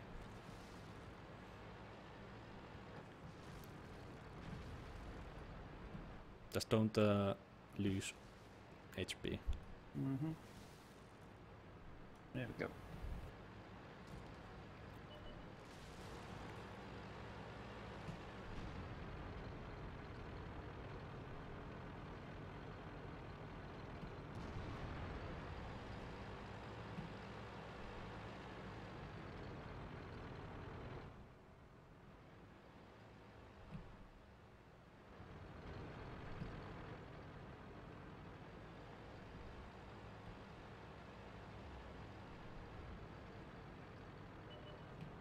Oh wow! Oh, fuck! How did he get there without being spotted? That's. Do you have a shot at? He's Okay, I see. Yeah, but yeah, that's right. Good. Chances to kill him now. Good. I'm just going to take a chance. Good. Oh, I just started. Come on, let me watch. There you go. Sometimes it won't let you mouse key through your. Yeah, stupid because it's supposed to select your platoon mates always first. But I clicked like 10 times and it only selected Artie, me, Artie, me, Artie, me. Hello. Just stop an aim. You can shoot him like and fire. Excellent. Still surprised how that SU got that far before being spotted. He was surprised to see me as well because he was going the other way and I was like, oh, attack it too.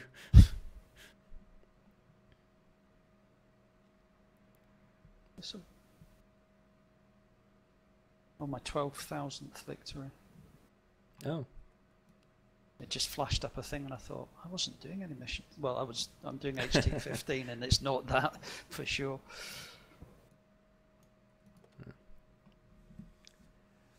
But I guess we can call it day. 2 hours. Sure thing. So that was really good, thank you. Yeah, you're welcome. It's I mean, these are always much more fun than just doing the calendar lessons because you can actually give more direct feedback because it's only one. And you And can there's go also nowhere to hide because there's only one. So it's like, yeah, you're doing this wrong. Exactly. But yeah, we said Wednesdays and Sundays, right? Yes.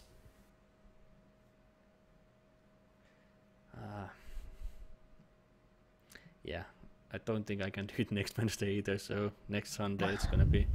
That's cool, We man. might end up doing just Sundays anyway because it seems Wednesdays are a little bit harder to promise to be actually available. So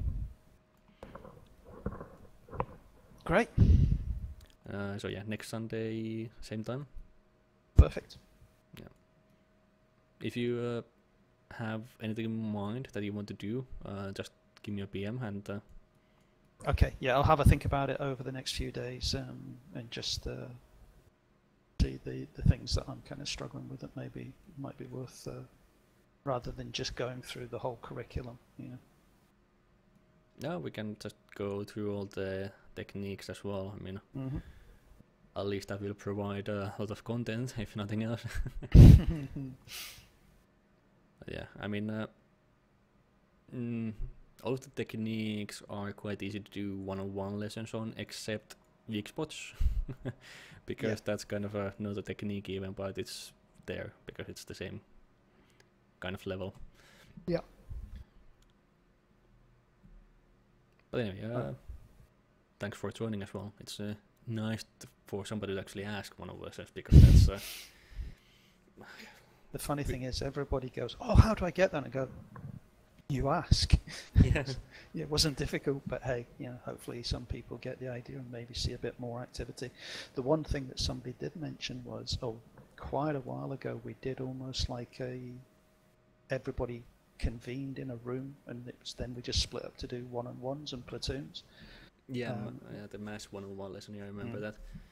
It's one of those things I want to do it again, but it's really hard to get all of the instructors or most of the instructors to be actually available at the same time.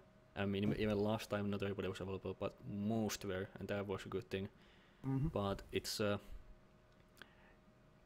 of those things. It takes a lot of organizing because you need to go ask around instructors when would they be available, and then decide on a day that is not too far away, but not too soon as well, so where we can get the message and all of the students can actually get the chance to join as well. And yeah, but yeah, definitely something I want to do again. And next time we actually for the next month is gonna be a new lesson plan again, and we might put it in there actually. The other thing I was thinking is if there's some way to almost have like a matchmaking service almost, where people can post and say, I'd be available, you know, there's maybe a couple of instructors on this day, and people can. Do you know how Behemoth did the thing of first come first served platooning? Yeah, I remember Behemoth did that, Strangers did that, Blade did that. I've been thinking of expanding that as well to again be on the lesson plan on the calendar kind of, and not. It would be kind of a mix of one of the individual platooning and the mass one-on-one lessons. It would be kind of. This is the day when we try to do one-on-one lessons. Instructors that are available then and want to do one-on-one lessons, which is everybody who's available always, because most instructors actually prefer to do one-on-one lessons because they are much more fun to do. Yeah. And then just put that on the calendar, and who comes first gets to do one-on-one lessons. I think that, I don't know what it is, but there's almost an embarrassment with the students not wanting to ask. So if they knew that if I turn up at this time, then somebody will be there to take me on a one-on-one, but I don't know how you work around it, Yeah, it's good to know that, because I mean, we know the problem that people don't want to ask for one-on-one lessons because they somehow think that that's bothering the instructors, or that they're always busy doing something else or whatnot. And it's only the biggest problem for that is to actually make sure that both are free at the same time. Yeah. Because I mean, a lot of times if you can just, if you ask a couple of times a week around instructors, anybody have a time now? I mean, you will get that lesson within a week, even just by that.